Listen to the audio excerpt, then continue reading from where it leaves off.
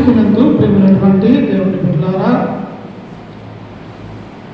మరొకసారి దేవుడు మనందరికీ ఆయుష్ని ఆరోగ్యాన్ని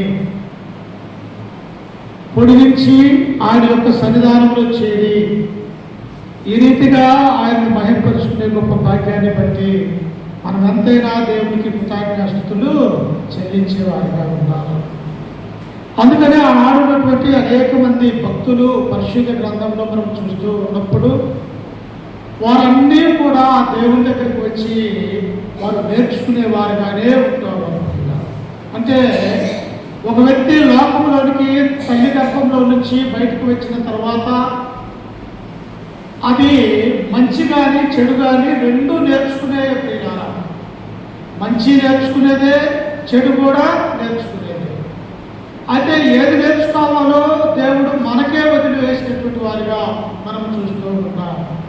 మంచి నేర్చుకుంటేమో దేవుని యొక్క కుమారులుగా కుమార్తెలుగా ఈ లోకంలో పిలువబడతాము, జీవిస్తాము. ఆ లోకంలో కూడా మనం ఉంటాము. అదే చెడ్డ లక్షణాలను కలిగి మనం జీవించినట్లయితే ఇహలోకంలో మనము జీవించలేము. ఆత్మ సంబంధమైన పరలోకంలో కూడా మనకు స్థానం లేదన్నటువంటి విషయాన్ని కూడా మనం జ్ఞాపకం చేసుకోవాలి. అందుకనే అనేక మంది దేవుని యందు భయభక్తులు కలిగినటువంటి వారు ఈ యొక్క అపోస్తుల కార్యాల గ్రంథం నుంచి చూస్తూ ఉన్నప్పుడు దేవుని యందు భయము, భక్తి, విశ్వాసము కలిగి మారు మనసు కలిగి దేవుని యొక్క కుమారులుగా మనందరికీ ఒక మాదిరికరమైనటువంటి జీవితాన్ని జీవించినటువంటి అనేక మందిని మనం చూడగలం. మొట్టమొదటిగా అపోస్తుల కార్యంలో 2వ అధ్యాయంలో 37 నుంచి 44 వచనాలు చదువుకుంటున్నప్పుడు వారు అక్కడ ఎంతమంది దేవుని యందు మారు మనసు కలిగి ఉన్నారు అంటే ఇంచుమించు 3,000 మంది మారు మనసు పొంది బాప్తిసము పొందుతున్నారు. అంటే ఒక్కసారి 3,000 మంది క్రీస్తులోనికి బాప్తిసం పొంది రక్షింపబడ్డటువంటి వారిగా మనం చూస్తూ ఉన్నాం.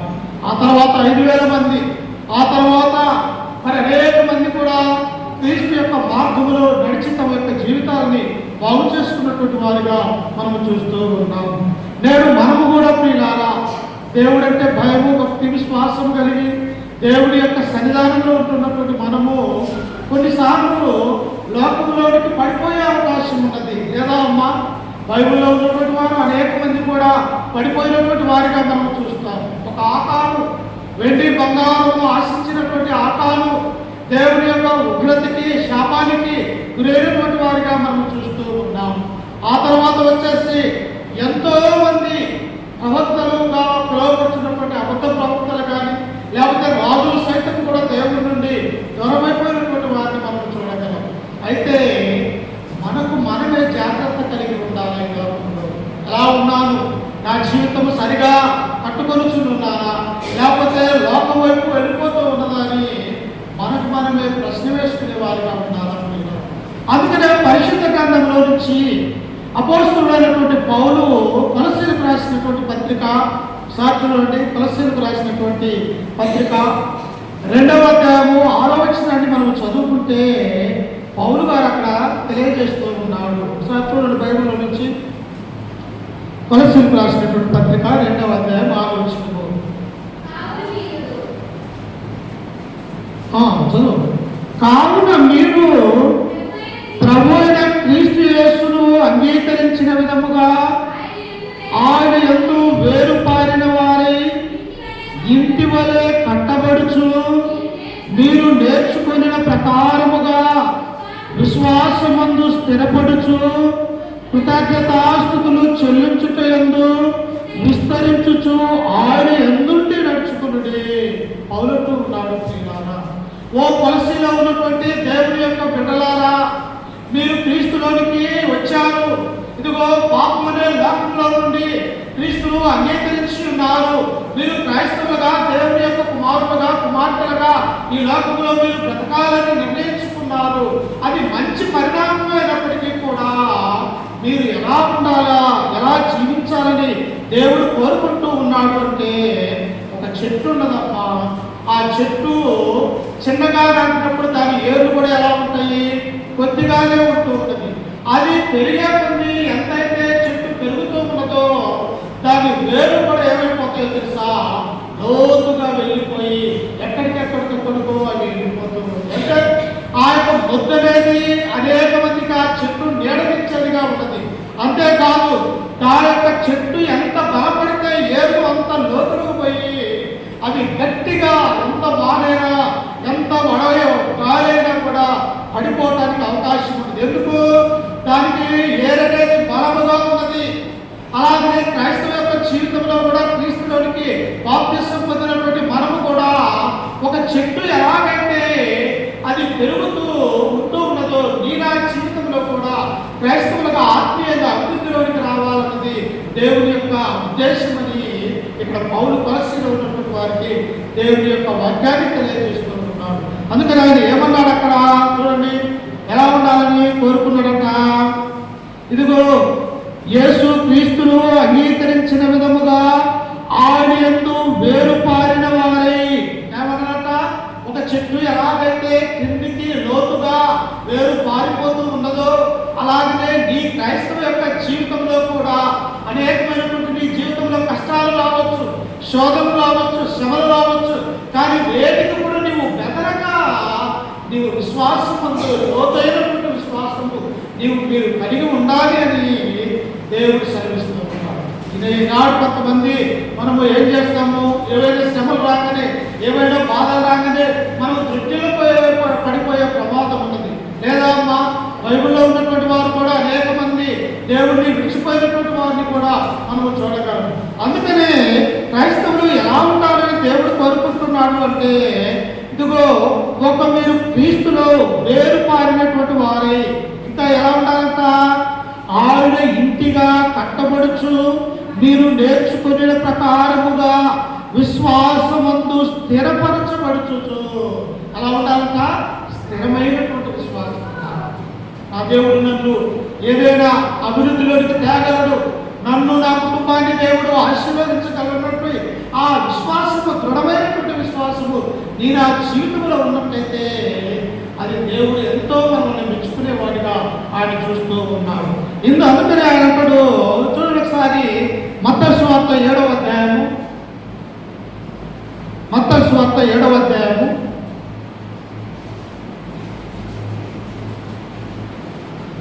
24 వచ్చినట్టు చదువుతున్నాం. చూడండి 24. కాబట్టి ఈ నా మాటలు విని వాటి చెప్పున చేయు ప్రతివాడు బండ మీద తన ఇల్లు కట్టుకొనిన బుద్ధిమంతుణ్ణి పోలి ఉండును. అమ్మా ఎవరు మాట్లాడాలట? దేవుడి యొక్క మాటలు. ఆయన యొక్క మాటలు మనం విన్నట్లయితే, విన్నటువంటి ఆ మాటలు మన యొక్క హృదయంలో భద్రపరుచుకున్నట్లయితే ఎలా ఉంటుందంట, ఒక బుద్ధిమంతుడు బండ మీద ఇల్లు కడితే ఎంత స్థిరముగా ఉంటూ ఉన్నదో అలాగే క్రీస్తు అనే బండ మీద మీరు విశ్వాసం కలిగి ఆయన ఇంటిగా మీరు సజీవమైనటువంటి రాళ్ళ వలె కట్టబడిచే మీరు బుద్ధిమంతులు అని దేవుడు సెలవిస్తున్నాడు. బుద్ధిమంతుడు ఏం చేస్తాడు? పాపం మాటలు మాట్లాడు. బుద్ధిమంతుడు ఎలా ఉంటాడు? ఇతరులతో కానీ, తన కుటుంబ సభ్యులతో కానీ, సంఘములో కానీ, గ్రామంలో కానీ బుద్ధిమంతుడు ఎలా ఉంటాడంటే వివేకము కలిగినటువంటి వాడిగా, జ్ఞానవంతుడిగా పిలువబడుతున్నట్టుగా మనం చూస్తూ ఉన్నాం. అందుకనే ప్రభు అంటూ ఉన్నాడు, ఓ యూదులారా, ఇశ్రాయేలు ప్రజలారా, ఇదిగో నా యొక్క మాటలు విని నా మాటల ప్రకారము మీరు ప్రవర్తించినట్లయితే, ఇదిగో బండ మీద తన ఇల్లు కట్టుకొనిన బుద్ధిమంతుణ్ణి పోలియుండును. వాన కురిసెను, వరదలు వచ్చిన గాని, గాలి విసిరి ఆ ఇంటి మీద కొట్టెను గాని, దాని పునాది బండ మీద వేయబడిన కనుక అది పడలేదు. ఏమవుతుందంట? నీ నా జీవితంలో ఒక ఇల్లు వరదకి, గాలికి ఎలాగైతే కొట్టుకొని కింద పడిపోతూ ఉన్నదో, క్రైస్తవ యొక్క విశ్వాస జీవితంలో కూడా అనేకమైనటువంటి సాతాను వాడు శోధించడానికి అవకాశం ఉన్నది ప్రియులారా. కనుక ఏం చేయాలంట? క్రీస్తునే బండ మీద నీవు ఇల్లు కట్టుకున్నట్లయితే, ఆయనలో నీవు సజీవమైనటువంటి రాళ్ళ వలె నివసించినట్టు ఉన్నట్లయితే, ఇదిగో వానొచ్చును, వరదలొచ్చును, గాలి వచ్చి ఆ ఇంటిని కొట్టినా కానీ అది ఎలా ఉన్నదంట? కదలకుండా ఉన్నది. చూసారా? అంటే ఈ బండ దేనికి సాదృశ్యంగా ఉన్నది? క్రీస్తుకు సాదృశ్యంగా ఉన్నది. అందుకనే ఏమన్నాడు ఆయన? మత్తయి సువార్త 16వ అధ్యాయం 18 వచనములో ఇదిగో పేతురువు ఈ బండ మీద నా సంఘమును కట్టుదును, అది పాతాళ లోక ద్వారములతో కూడా నిలవజాలను. అంటే క్రీస్తునే నేను బండని, మీ యొక్క జీవితాలలో నా మీద మీరు ఇల్లు కట్టుకోవాలా అని దేవుడు మనకు తెలియజేస్తున్నటువంటి వారిగా మనము చూస్తూ ఉన్నాం. ఈనాడు మన యొక్క గృహాలు మనము దేని మీద కట్టబడుతూ ఉన్నాం? క్రీస్తునే బండ మీద ఉన్నామా? ఆత్మసంబంధమైనటువంటి విశ్వాసం అనే లోతైన విశ్వాసం మన యొక్క జీవితంలో ఉన్నదా? లేకపోతే వాన కానీ గాలి కానీ వాతం వచ్చినప్పుడు కొట్టుకొని పోయినటువంటి ఇంటి వల్ల ఉన్నామా అని మనకు మనమే ఆలోచన కలిగి ఉండాలని దేవుడు ఎలా ఉండాలని మనల్ని కోరుకుంటున్నాడు? బండ మీద ఇల్లు కట్టుకున్న బుద్ధిమంతుడి వలె నీవు ఉండాలని కోరుకుంటున్నాడు. ఎందుకు అలా ఉండాలా? ఏ లోకస్తులుగా మనం ఉండకూడదా? ఉండకూడదు. ఎందుకంటే ప్రభు అంటాడు, నేను పరిశుద్ధుడై ఉన్న ప్రకారముగా మీరును పరిశుద్ధులై ఉన్నారు. దేవుడు పరిశుద్ధుడు, ఆయన మామూలైనటువంటి యేసుక్రీస్తు వారు పరిశుద్ధుడు.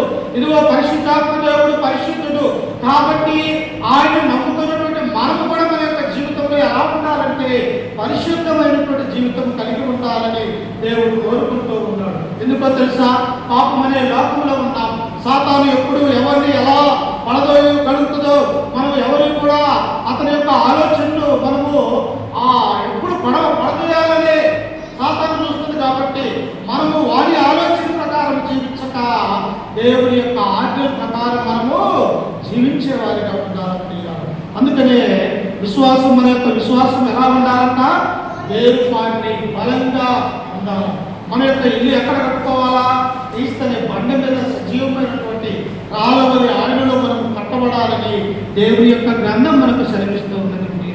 అందుకనే చూడండి ఒకసారి ఎహెజ్కేలు గ్రంథము 36వ అధ్యాయము, ప్రవక్త అయినటువంటి ఎహెజ్కేలు రాసినటువంటి పుస్తకము 36వ అధ్యాయము 26వ వచనాన్ని కూడా చదువుకుందాం ఒకసారి. 36, 26.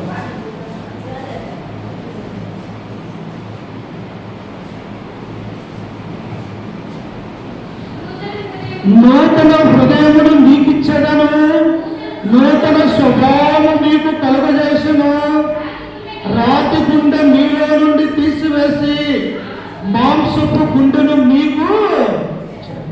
మానవుడు ఎలాంటి వాడంట? రాతి లాంటి వాడు. అంటే దేవుడు మానవుడి యొక్క హృదయము రాతి లాంటి, బండ లాంటి హృదయము. వారిలో దేవుని యొక్క ప్రేమ లేదు, దేవుని యొక్క లక్షణాలు లేనటువంటి వాడిగా ఉంటూ ఉన్నాడు.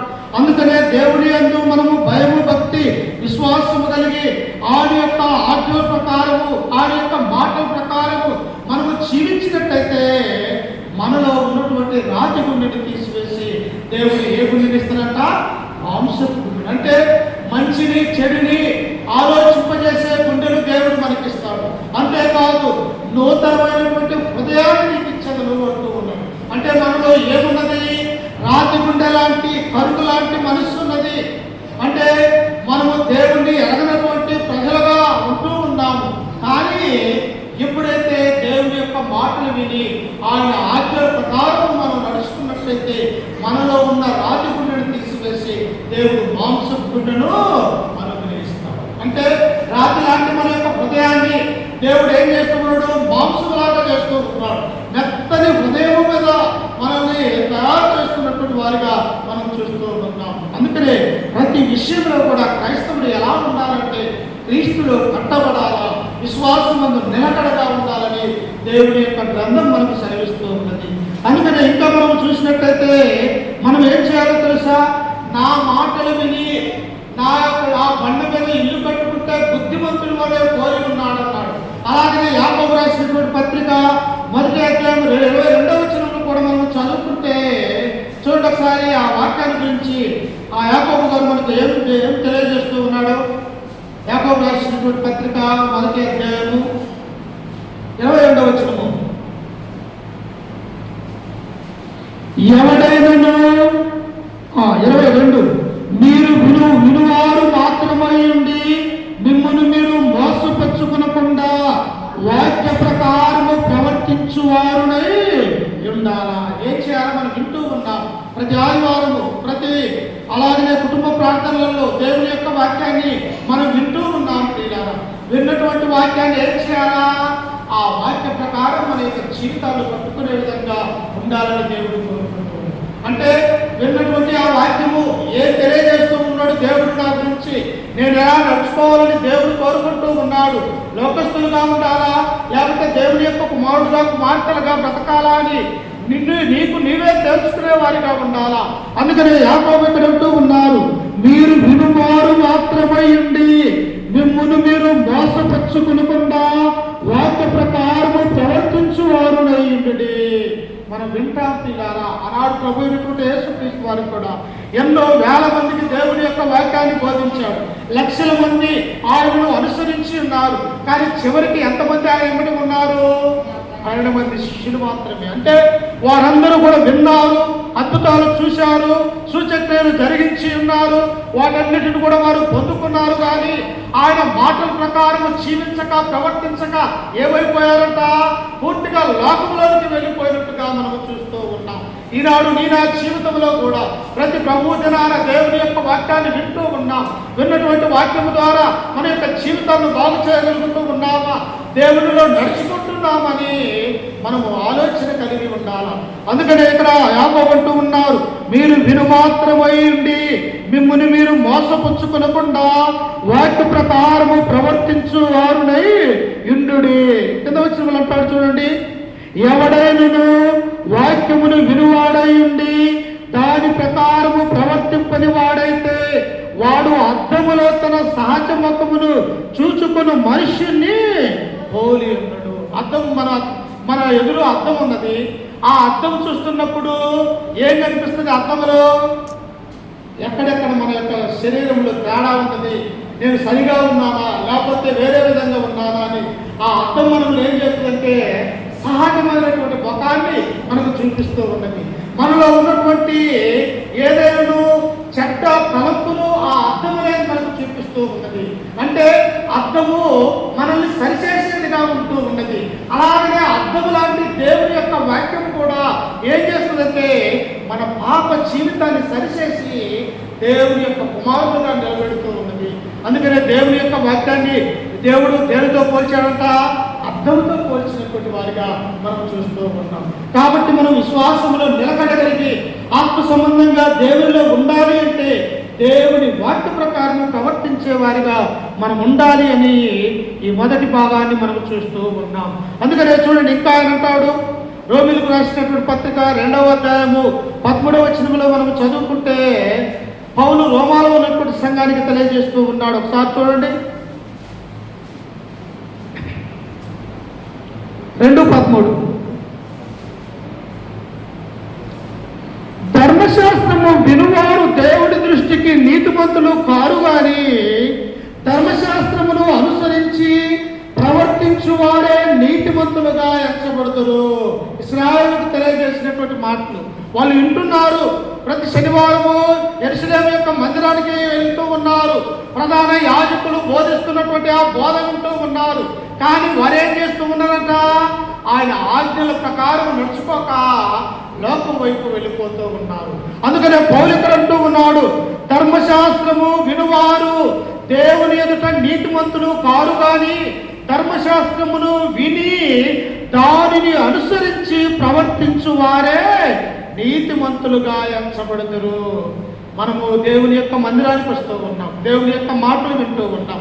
మరలా లోకంలోనికి వెళ్ళి పాపం చేస్తే ఆ పాపానికి ఏమన్నా ప్రాయశ్చితం ఉండదమ్మా? ఉండదు. అంటే నీవు దేవుని సన్నిధానంలో ఆయన యొక్క మాటలు వింటూ ఉన్నప్పుడు నీ జీవితాన్ని మార్చుకునే విధంగా, నీ ఆలోచనలు మార్చుకునే విధంగా నీవు ప్రవర్తింపాలని దేవుడు కోరుకుంటూ ఉన్నారు.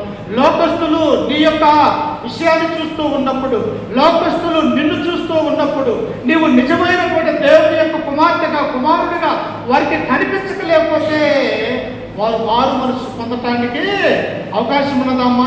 అయ్యా, మేము ప్రార్థన పోయే వాళ్ళు అదే రీతిగా ప్రవర్తిస్తూ ఉన్నారు, లోకంలో ఉన్న మేమే లేం కదా వారి వలె అని లోకం ఈనాడు మన మీద నేరం పంపుతున్నట్టుగా మనం చూస్తూ ఉన్నాం. అందుకని ప్రభు ఏమన్నాడు? ఇదిగో మిమ్మల్ని బట్టే కదా నా నామము అన్యుల మధ్య దూషింపబడుతున్నదని దేవుని యొక్క గ్రంథం మనకు సెలవిస్తుంది.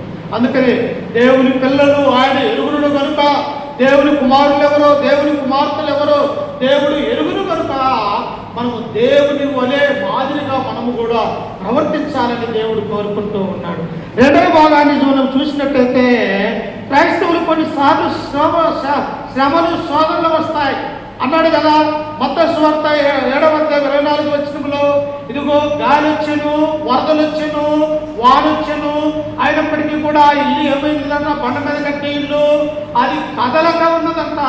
అలాగనే మన యొక్క జీవితంలో వాన లాంటి, వరద లాంటి, గాలి లాంటి శ్రమలు వస్తూ ఉన్నాయి. ఆ శ్రమలలో మనం ఏం చేయాలంటే విశ్వాసములో ధైర్యం కలిగి ఈ లోకంలో జీవించాలా. శ్రమలు రాని కుటుంబాలు ఉన్నాయా? అనారోగ్యం కలగనటువంటి శరీరం అనేది ఉన్నదా? ఈ లోకంలో పుట్టిన ప్రతి మానవుడికి కూడా అనారోగ్యం కలగాల్సిందే. ప్రతి మనిషికి కూడా శ్రమలు అనేవి వస్తాయని దేవుని యొక్క గ్రంథము మనకు తెలియజేస్తూ ఉంది. అయితే శ్రమలలో మనం ఎలా ఉండాలా? మనకు ముందున్నటువంటి క్రైస్తవులు, మనకు ముందున్నటువంటి ప్రవక్తలు, బైబిల్లో ఉన్నటువంటి అనేక మంది శ్రమను వారు ఎలా ఎదుర్కొన్నారు, నేటి దినాలలో మనం ఎలా ఎదుర్కోవాలని మనకు దేవుని యొక్క గ్రంథమే మనకు తెలియజేస్తూ ఉన్నది. ఈనాడు శ్రమలు రాగానే దేవుని యొక్క సన్నిధానం నుంచి దూరమైపోయి లోకంలో పడిపోతూ ఉంటాం. దేవుడు అనేవాడు ఉన్నట్టయితే నాకెందుకు ఈ శ్రమలు వస్తాయి, నాకెందుకు ఈ బాధలు వస్తాయని మనం దేవుని మీద నింద వేసే వారిగా మనం ఉంటూ ఉన్నాం. కానీ ఆనాడు ఉన్నటువంటి వారికే శ్రమలు వస్తే దేవుని యొక్క కుమారుడుగా పిలువబడుతున్నటువంటి యేసుక్రీస్తు వారే శ్రమలు అనుభవించలేదమ్మా? తన సొంత అన్నదమ్ములు కాదన్నారు.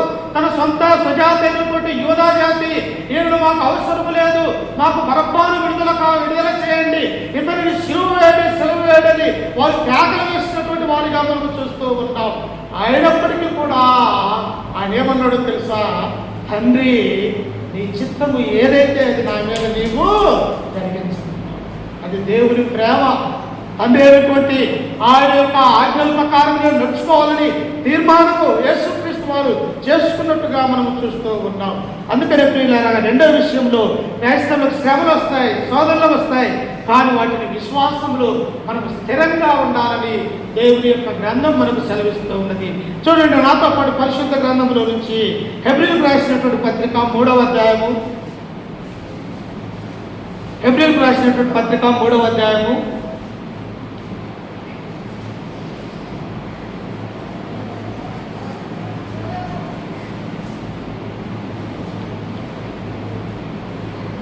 13-15.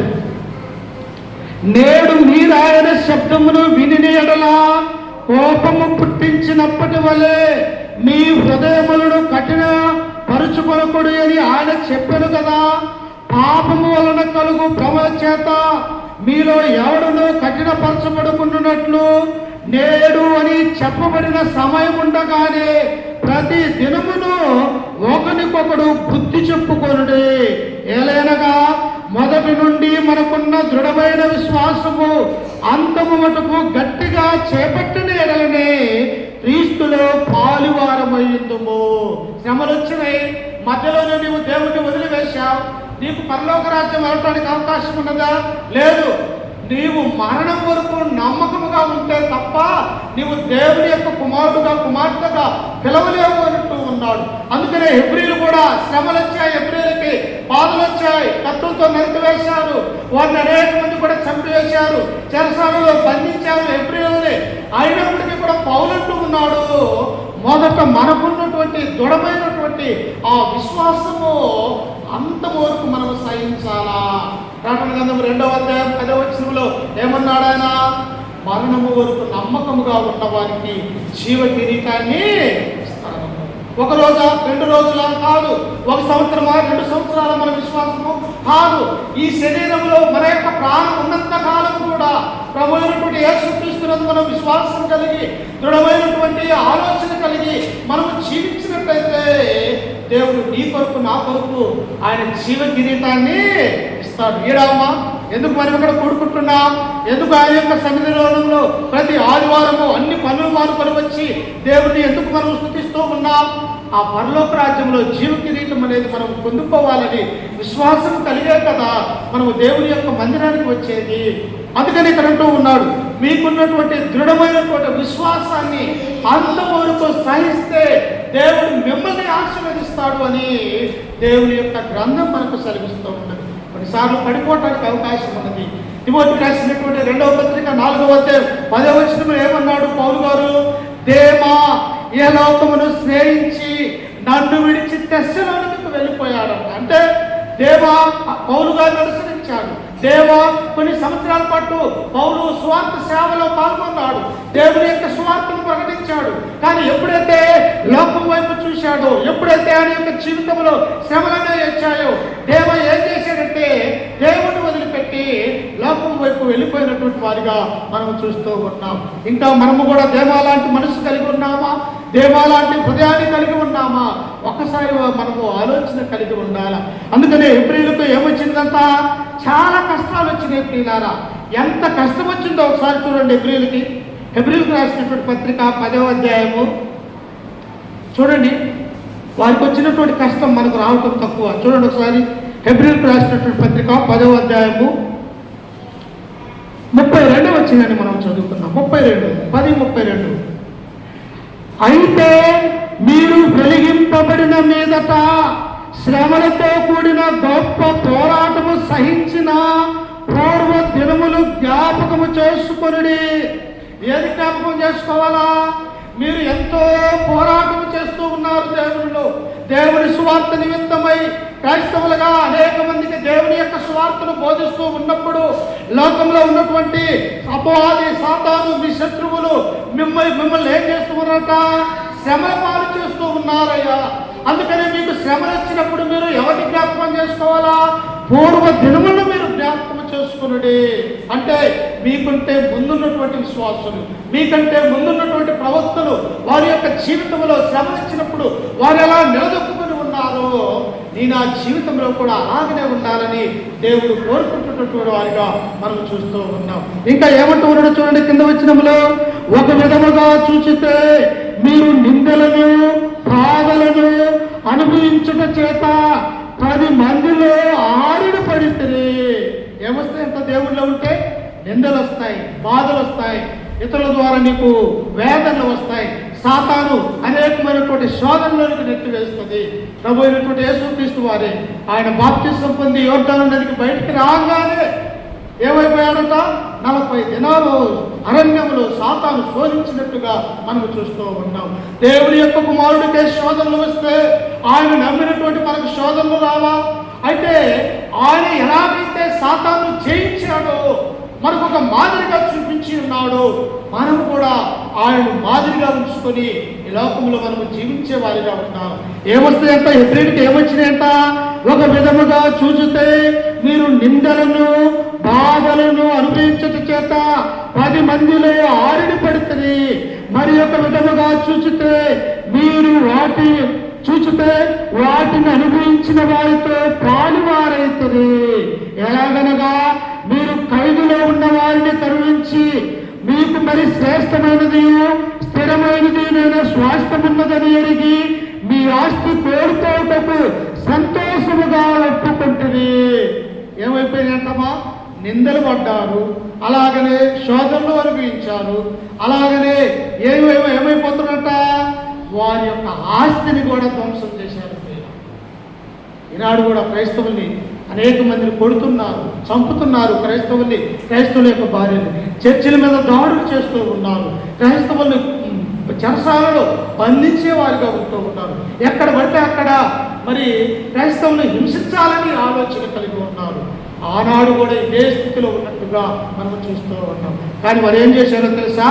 మాకు స్థిరమైనటువంటి విశ్వాసం ఉన్నది, మేము ఆ పరలోక రాజ్యం కొరకు మేము చూస్తూ ఉన్నామని వారు స్థిరంగా ఉన్నట్టుగా మనం చూస్తూ ఉన్నాం. మనము కూడా ప్రియులారా, మనం కొన్నిసార్లు సాతాను వాడు ప్రార్థనకు పోకుండా ఆటంకపరచవచ్చు. కానీ మనం ఏం చేయాలా? ఇది సాతాను వాడి పని. నన్ను దేవుని యొక్క మందిరానికి వెళ్ళకుండా చేస్తూ ఉన్నాడు, దేవుని యొక్క మాటలు వినకుండా ఈడు నన్ను ఆటంకపరుస్తున్నాడని మనము జ్ఞానం కలిగి తెలుసుకొని ఆయన సన్నిధానములు మనము చేరి ఆయన ఆరాధించే వారిగా ఉండాలి. ఎందుకో తెలుసా? సాతాను ఏం చేస్తుంది? సులువుగా చిక్కులు పెడుతుంది. ఏదో ఒకటి నీ మీద అది చేస్తానే ఉంటుంది దాడి. అందుకనే అదే హెబ్రీయులకు రాసినటువంటి పత్రిక ఏమన్నాడో చూడండి ఒకసారి.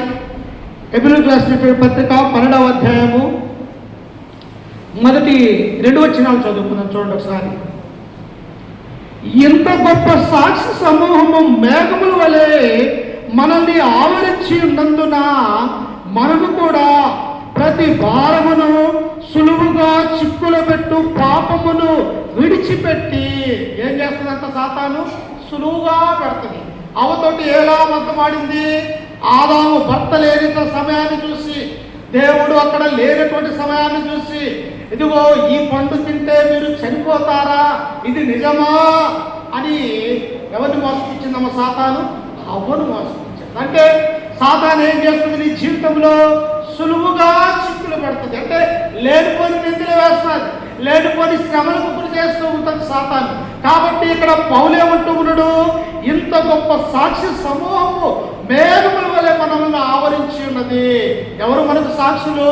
మనకంటే పూర్వీకులైనటువంటి అబ్రహాము, ఒక నోవాహు, ఒక లోతు, అలాగే ఒక యాకోబు, ఒక యేషేము ఆయా దేశాలలో ఉంటున్నప్పటికీ కూడా వారి యొక్క విశ్వాసాన్ని దృఢంగా కాపాడుతున్నటువంటి వారిగా మనం చూస్తాం. మనం ఇప్పుడు ఎవరిని మాదిరిగా ఉంచుకోవాలంట?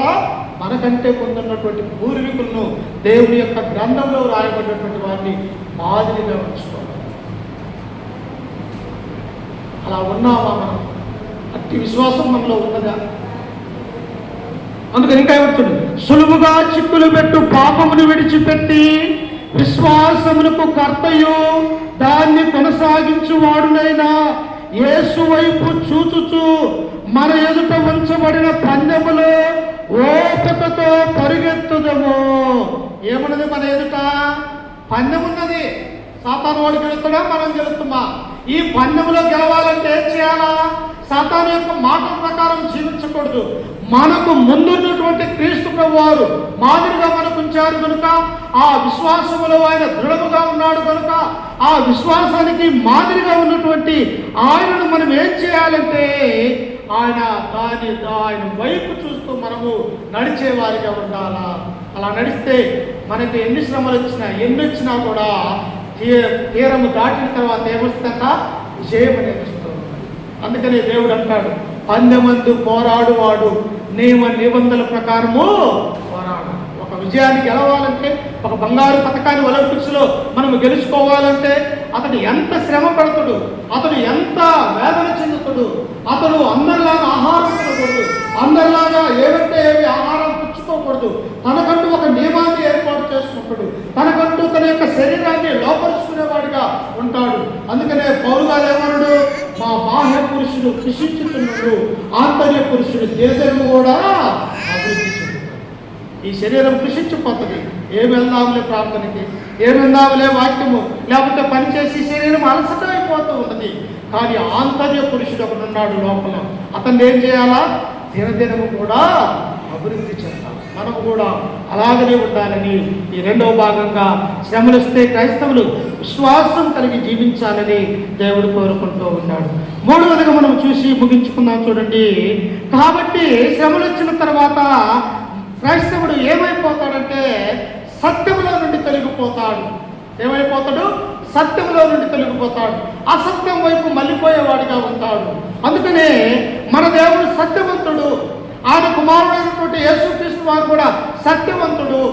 ఆయన మనల్లో ఉండి కార్యసిద్ధి కలుగజేస్తున్నటువంటి పరిశుద్ధాత్మ దేవుడు కూడా సత్యవంతుడు.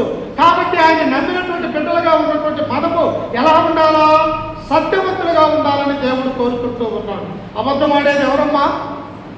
సాతానా లేకపోతే దేవుడా? సాతాను అబద్ధం ఆడేది. వంకించేది ఎవరు? సాతానా దేవుడా? సాతానే వంకించేది.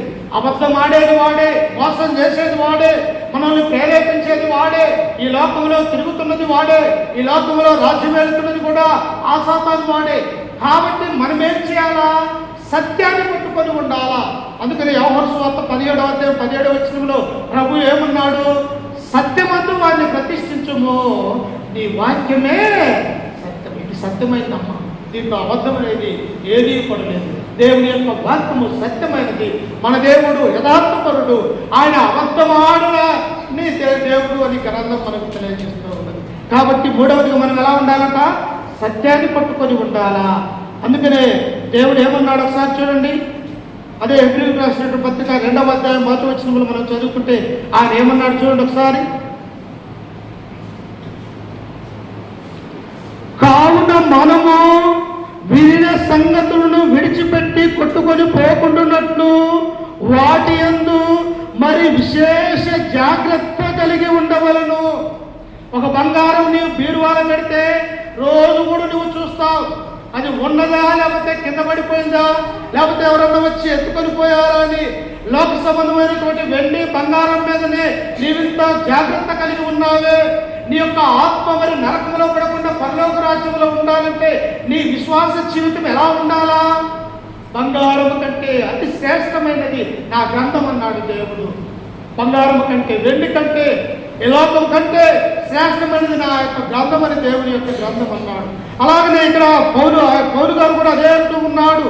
మనము విశ్వాస విషయంలో ఎలా ఉండాలని ఆయన తెలియజేస్తూ ఉన్నాడంటే, వాటి యందు మరి విశేష జాగ్రత్త కలిగి ఉండాలా. ఏం జాగ్రత్త కలిగి ఉండాలా? నీ మాట, నీ నడక, నీ ప్రవర్తన, నీ తీరు ఎలా ఉండాలా? కీర్తనకారుడు మొదటి వచ్చిన అంటాడు, ఏమంటాడు? దుష్టుల ఆలోచన చెప్పున నడువక, పాపుల మార్గమందు నిలవక, అపహాసకులు కూర్చుండ చోట కూర్చుండక, యెహోవా ధర్మశాస్త్రమును ఆనందించుచు దివారాత్రములు దానిని ధ్యానించువాడు ధన్యుడు. ఇట్టి జీవితము క్రైస్తవ జీవితము కలిగి ఉండాలి. దుష్టులు ఉంటారు నిన్ను పడదోయడానికి, నిన్ను లోకంలోనికి తీసుకువెళ్ళటానికి. నువ్వు సరిగా జీవిస్తే అదిగో అసరిగా చేయడానికి అనేక మంది పూనుకొని ఉంటారు. కానీ నీవు ఎలా ఉండాలా? వారి నుంచి తప్పించుకొని మరి విశేషమైన జాగ్రత్త కలిగి దేవుడి వైపు ఉండాలని దేవుడు కోరుకుంటూ ఉన్నాడు. ఇంకా మనం చూసుకున్నట్టయితే చూడండి ఒకసారి, ఏమైపోవాలంట? తిమోతికి రాసినటువంటి మొదటి పత్రిక 6వ అధ్యాయం 7వ వచనములో తిమోతితోటి అపోస్తలుడైనటువంటి పౌలు తెలియజేస్తూ ఉన్నాడు. ఒకసారి చూడండి, తిమోతికి రాసిన మొదటి పత్రిక 6వ అధ్యాయము 17వ వచనము.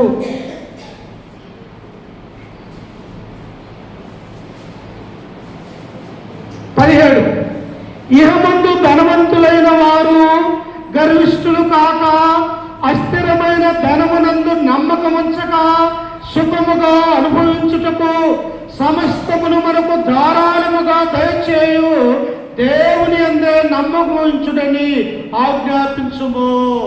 మనకు మంచి ధనాన్ని ఉన్నది, అది ఎవరిచ్చారమ్మా? దేవుడు నీకు అనుగ్రహిస్తూ ఉన్నాడు. మంచి కుమారుడు దేవుడు నీకు అనుగ్రహించాడు. ఎవరిచ్చారా కుమారుని? నీ జీవితంలోనికి దేవుడే అనుగ్రహించాడు. అందుకనే పౌలు అంటూ ఉన్నాడు, ఇవన్నీ కూడా దేవుడే మనకి ఇస్తాడు కనుక లోకం వైపు మీరు నమ్మకం ఉంచక దేవుడి వైపు మీరు నమ్మకం ఉంచడని ఆయన ఆజ్ఞాపించుము అంటూ ఉన్నాడు. ఇంకా ఏమంటూ ఉన్నాడంటే ఆయన ఏమంటూ ఉన్నాడంటే కింద వచనములో చూడండి ఒకసారి, 18వ వచనములో, వారు వాస్తవమైన జీవమును సంపాదించుకున్న నిమిత్తము రాబో కాలమునకు మంచి పునాది తమ కొరకు వేసుకొనుచు మేలు చేయువారును, సత్ప్రియులను, ధనము గలవారును, ఔదార్యము గలవారును, తమ ధనములో ఇతరులకు పాలువారునై ఉండవలనని వారికి ఆజ్ఞాపించుము. నువ్వు బ్రతికుండగానే మంచి పనులు చేయాలి. చనిపోయిన తర్వాత మనం ఏమైనా చేస్తామమ్మా? ఏమీ కూడా చేయాలి. ఇతరులు నువ్వు ప్రేమించాలన్నా, నీ బంధువులను, నీ రక్త సంబంధికుల్ని, నీ గ్రామంలో ఉన్నటువంటి వారిని, లేకపోతే అన్యులని, దేవుడిని ఎరగినటువంటి వారిని కూడా ప్రేమించాలని దేవుడు కోరుకుంటూ ఉంటాడు. దేవుడు ఏమన్నాడు? నీ శత్రువుల కొరకు ప్రార్థన చేయి, నీవు హింసించు వారి కొరకు కూడా ప్రార్థన చేయి. అంటే యేసు క్రీస్తు యొక్క మార్గాలను మనం అనుసరించాలి. అందుకని ఈరోజు వచ్చే అంశం ఏమి తెలియజేస్తూ ఉన్నామంటే, లోకంలో నుండి క్రైస్తవులు తొలగిపోయే ప్రమాదం ఉన్నది కనుక జాగ్రత్త కలిగి ఉండాలి. మొట్టమొదటిగా మనం చూసినట్లయితే బలమైనటువంటి విశ్వాసం కలిగి ఉండాలి. ఒక చెట్టు లోతుగా ఏరు ఎలాగైతే పారుతూ ఉన్నదో క్రైస్తవ యొక్క జీవితం కూడా వేరువలే ఉండాలని మొదటి పాయింట్గా మనం చూసాం. రెండవదిగా వచ్చేసి క్రైస్తవులకు శ్రమలు వస్తాయి. శ్రమలలో హెబ్రీలు ఎలాగైతే దృఢమైనటువంటి విశ్వాసం కలిగి ఉన్నారు, మనము అలాగనే ఉండాలని రెండవదిగా చూసాం. మూడవదిగా వచ్చేసరికి దేవుడు సత్యవంతుడు, క్రీస్తు సత్యవంతుడు, పరిశుద్ధాత్మ దేవుడు సత్యవంతుడు. కాబట్టి మనము కూడా ఎలా ఉండాలంటే నీతి నిజాయితీగా యథార్థంగా ఈ లోకంలో బ్రతకాలని దేవుడు కోరుకుంటున్నాడు. అలా బ్రతికితే ఏమొస్తుందంట? ఆ జీవ కిరీటాన్ని దేవుడు నీకు అనుగ్రహిస్తాడు. పౌలు అదే అన్నాడు. ఏమన్నాడు? చివరికి ఒక మాట చదువుకొని ముగించుకున్నాను. చూడు ఒకసారి, తిమోతికి రాసిన 2వ పత్రిక 4వ అధ్యాయము 6వ వచనం చదువుకున్నాం. 4:6 నేనిప్పుడే ప్రాణార్పముగా పోయబడుచున్నాను. నేను వెడలిపోవు కాలము సమీపమై ఉన్నది. మంచి పోరాటము పోరాడి తిని, నా పరుగు కడముట్టించి తిని, విశ్వాసము కాపాడుకుంటుని. ఇక మీదట నా కొరకు నీతి కిరీటము ఉంచబడి. పౌలు మనలాగా బ్రతకలేని ఆయన ఇన్ని సంఘాలు కట్టాలా, ఇన్ని శ్రమలు పడాలనా, ఎన్నిసార్లు సరసాలలో బంధించాలా? ఆయన పౌలు అంటున్నాడు తిమోతితోటి, ఓ తిమోతి, నేను ఇప్పుడే ప్రాణార్పముగా పోయబడుచున్నాను. నేను వెళ్ళిపోయే కాలము సమీపమై ఉన్నది. ఈ లోకంలో నేను మంచి పోరాటము పోరాడి తిని, నా విశ్వాసమును నేను కాపాడుకున్నాను, నా పరుగును కడగొట్టించుకున్నాను. ఇక నేను చనిపోతే ఎక్కడ ఉంటానో తెలుసా? నా దేవుడి దగ్గర నీతి కిరీటము నా కొరకు దాచబడి ఉన్నది అన్నాడు. నీ కొరకు దాచబడి ఉన్నదా? అట్టి విశ్వాసము, అట్టి నమ్మకము, అట్టి విధేయత, అట్టి పోరాటము నీలో ఉన్నదా? మధ్యాహ్న కాల సమయంలో ఒకసారి మనమే జ్ఞాపకం చేసుకుంటాం. కాబట్టి ప్రియులారా, లోకంలో ఉన్న మనము సాతాను అనేకమైనటువంటి శోధనలు తెస్తుంది. వాటిని యేసుక్రీస్తు ఎలాగైతే జయించాడో, నేను ఆ జీవితంలో జయించి స్థిరమైనటువంటి మనస్సు, బండ మీద ఇల్లును కట్టుకున్న బుద్ధిమంతుల్ని పోలివలే మనమందరం కూడా ఉండాలని చెప్పేసి వాక్యం ద్వారా మిమ్మల్ని హెచ్చరిస్తూ, ఈ మాటలను నన్ను కూడా హెచ్చరిక చేసుకుంటూ, ఓపికతో మీ అందరికీ మన రక్షకుడు ప్రభు అయినటువంటి యేసుక్రీస్తు నామమున వందనాలు తెలియజేస్తూ ఈ వాక్యాన్ని ముగించుకుంటూ ఉన్నాను. ప్రార్థన చేసుకుందాం. ఆ తదుపరి సెల్గా ఎక్కువ సెల్గా టైం ఎంత చూద్దాం. ప్రార్థన చేసుకుని ఆ తదుపరి